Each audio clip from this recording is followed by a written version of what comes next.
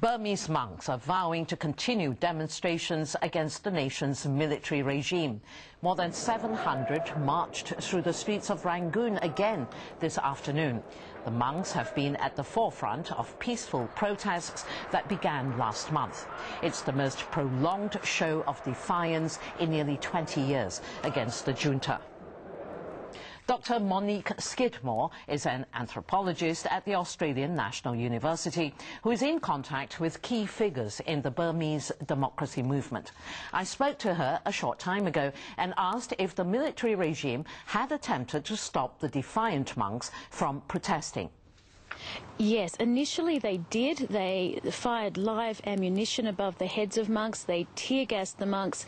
There were reports of monks being beaten by paramilitary organisations with bamboo sticks. But that all changed just a week or two ago when it became clear that the volume of monasteries that were involved in this. So now I think there is a real fear and perhaps also a surprise at the numbers of monks on the street and at the coordinated nature of the monk protests. Yes, that's my next question. Do you think there is an organised coordination of these demonstrations across the whole of Burma? There is a recently formed organisation called the Alliance of All Burmese Buddhist Monks. They say that they are coordinating this, that they're generating press releases, that they're talking to activist organisations in Thailand, and that they in fact are coordinating mass demonstrations and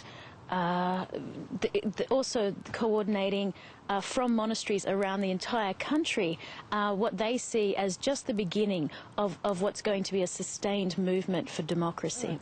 Can you finally give us your educated guess as to what's going to happen next? I think there are three options. One of the most likely options, unfortunately, is that the military regime will use the tactics it has used so successfully in the past and simply open fire upon the monks.